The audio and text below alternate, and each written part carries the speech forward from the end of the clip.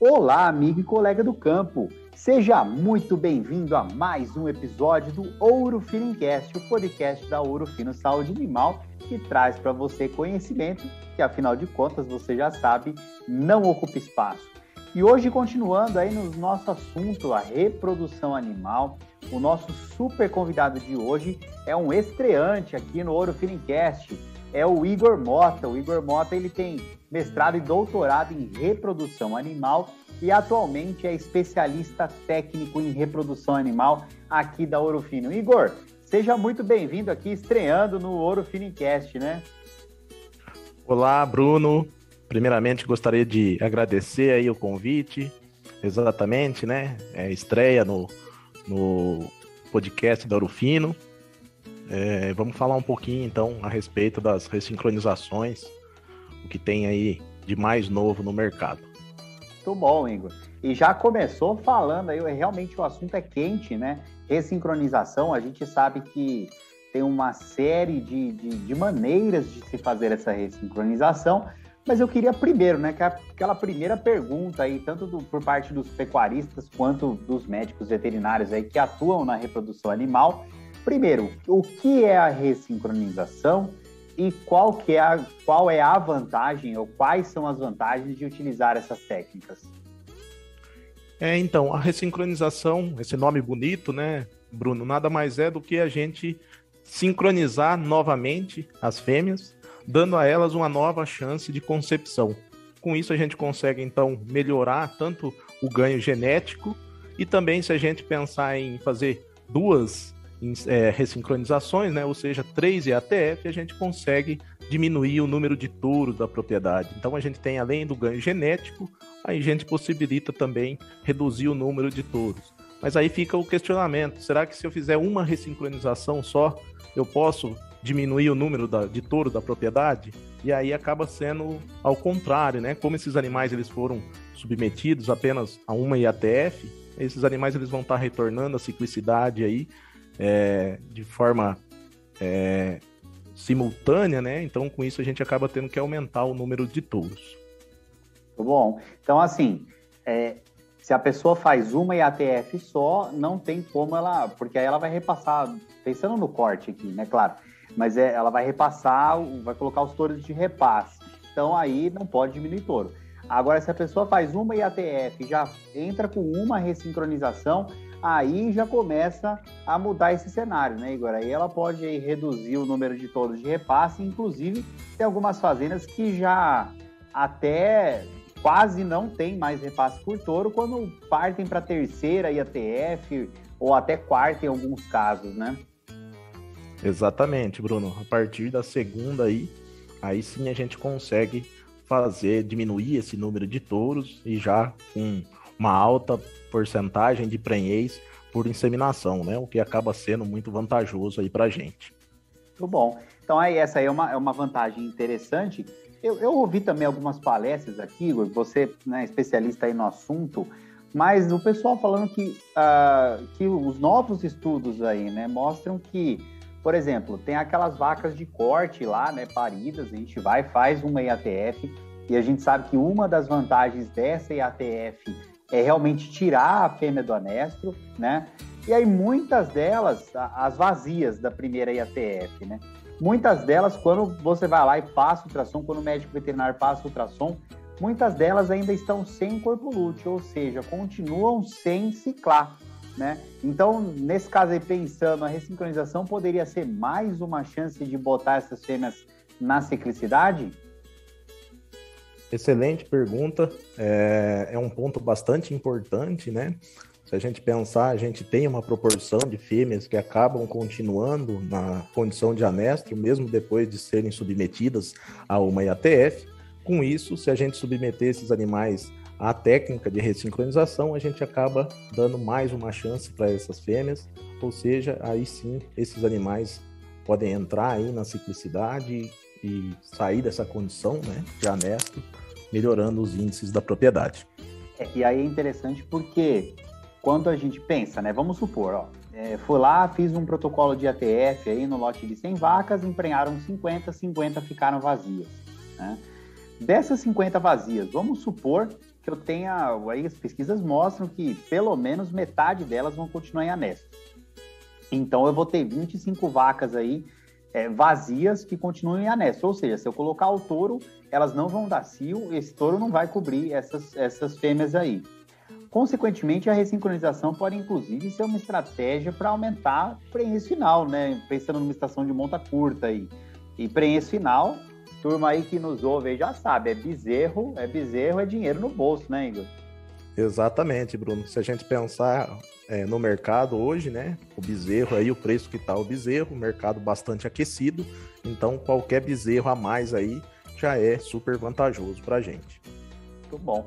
E você que trabalhou bastante, tanto no mestrado, principalmente no seu doutorado aí, né, Igor, com as ressincronizações, você trabalhou bastante com um tipo de ressincronização, que é a ressincronização Doppler, com ultrassonografia Doppler, assunto quentíssimo aí, o pessoal quer saber, e toda novidade o pessoal quer saber bastante sobre ela. Mas tem outros tipos de ressincronização, né? Se você puder aí rapidamente comentar a respeito do intervalo entre inseminações, das diferentes ressincronizações aí, e depois a gente comenta um pouco melhor sobre a ressincronização Doppler. Então, Bruno, quanto aos tipos de ressincronização, então a gente tem a possibilidade de fazer a ressincronização após o diagnóstico de gestação, ou então iniciar essa ressincronização antes do diagnóstico de gestação, sem saber a condição gestacional que esses animais se encontram. Então, se a gente pensar a ressincronização tradicional, né? Então a gente traz esses animais no dia 30, faz o diagnóstico de gestação, inicia o protocolo apenas nas fêmeas não gestantes, ficando então um intervalo entre as inseminações aí de 40 dias, né, aproximadamente. Aí 30 dias depois da primeira inseminação, né, então que traz elas aí, que já é para dar o diagnóstico, certo? Isso, a 30 dias após a primeira inseminação, os animais retornam para o diagnóstico, esse diagnóstico é feito no modo B, no modo convencional, por meio da visualização do embrião, e aí, nos casos, as fêmeas diagnosticadas como não gestantes, você inicia um novo protocolo nelas, fazendo então a segunda inseminação em um intervalo de 40 dias. Aí, fora esse tipo, né, que seria a ressincronização convencional, a gente tem a ressincronização precoce, ou seja, a ressincronização 22, também conhecida. No dia 22, após a primeira IATF, a gente já inicia o protocolo em todas as fêmeas, sem saber a condição gestacional que esses animais se encontram. Depois, no dia 30, a gente retorna esses animais, faz o diagnóstico juntamente com o manejo de retirada e continua o protocolo de ressincronização apenas nas fêmeas diagnosticadas não gestantes. Então, com isso, a gente tem um ganho aí, inseminando, fazendo 2 inseminações em 32 dias, mais ou menos. E aí, com o Doppler, a técnica é um pouco diferente. A técnica agora ela é baseada não mais pela visualização do embrião, e sim com base na perfusão sanguínea do corpo lúteo. Então, esse diagnóstico, a gente vai começar, ele possibilita que a gente faça esse diagnóstico de 20 a 22 dias após a primeira inseminação, e isso, então, possibilita a gente iniciar uma ressincronização ainda mais cedo, 12, 13, 14 dias aí após a primeira IATF, possibilitando, então, fazer a realização de 2 inseminações no intervalo de 24 dias. Ou seja, a gente consegue aumentar bastante a taxa de serviço. Então acaba sendo uma vantagem bastante grande aí do Doppler. E olha só que bacana, né? Pensando que vamos colocar uma vaca ciclando, né? A duração do ciclo aí da fêmea dura em média 21 dias, né? Com essa ressincronização com o diagnóstico de gestação por ultrassonografia Doppler, que você falou que dá para chegar num intervalo entre inseminações de 24 dias, quer dizer, a gente já está perto do 100% de taxa de serviço aí, né? Exatamente, a gente fica próximo aí do modelo hipotético, né, que a gente chama, que seria 100% das fêmeas ciclando e com 100% de observação de cio, o que a gente sabe que é praticamente impossível. Muito bom. E aí, Igor, assim, é uma pergunta que também a turma sempre faz, né? Então, vamos lá.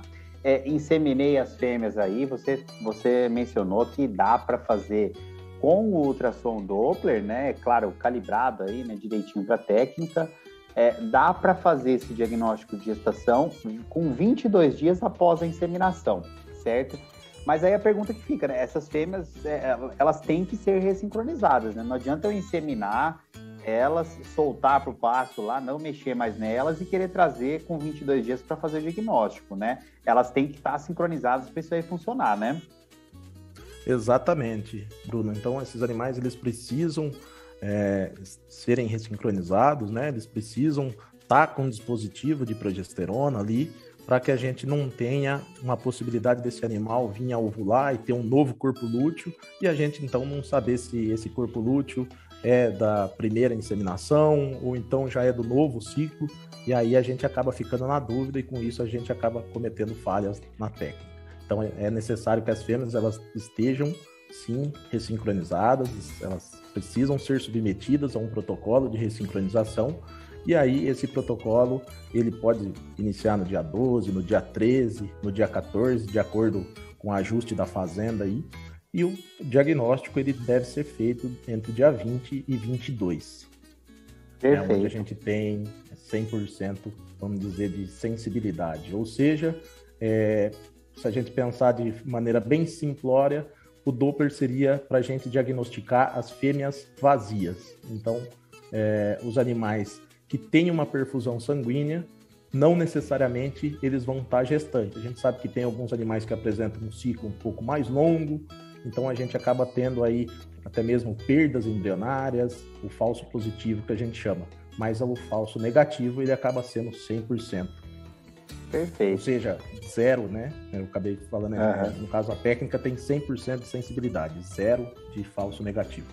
O que o falso negativo, na verdade, seria que você fala que ela está vazia e ela está prenha, né? Então o técnico, o veterinário bem treinado, não tem esse risco aí de falar que ela estava vazia e, na verdade, ela estava prenha, né? O que tem, que você mencionou, é o chamado falso positivo. Então, fez o diagnóstico, inseminou, né? Fez o protocolo, tudo certinho. Vou fazer a retirada já da ressincronização 22 dias após a primeira inseminação. Vou lá, passo o ultrassom Doppler, e aí tem o chamado falso positivo. São algumas fêmeas que você diz que ela está prenha na ultrassonografia Doppler, mas ali se você passar o ultrassom lá na frente, com 30 dias, só para confirmar alguma coisa nesse sentido, ela não estava prenha, né? Ela estará vazia. É isso, Igor? Falso positivo, né?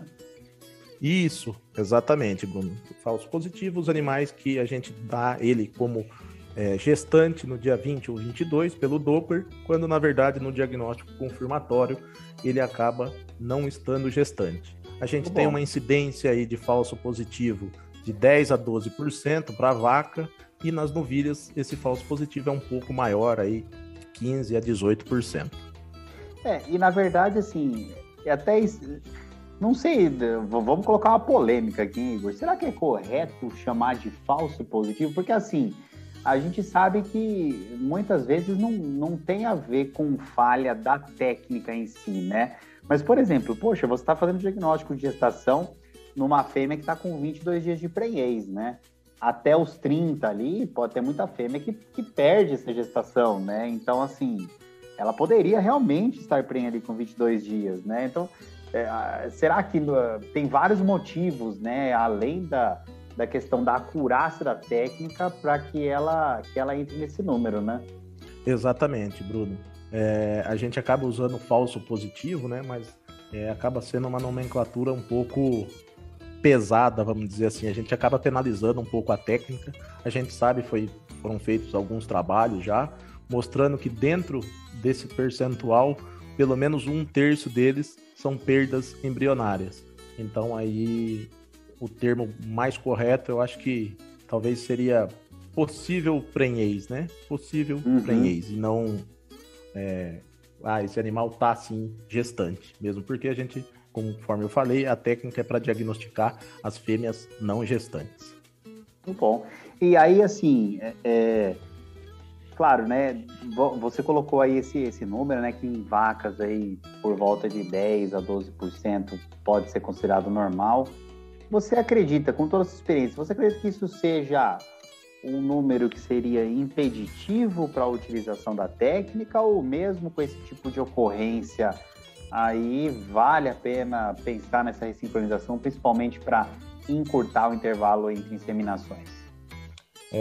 Mesmo sendo esse falso positivo, ele estando presente na técnica, eu acho que em momento algum é um empecilho, inviabiliza a utilização da técnica. O ganho da técnica, o ajuste com o calendário é muito maior do que se a gente for pensar nesses resultados aí de falso positivo que a gente colocou.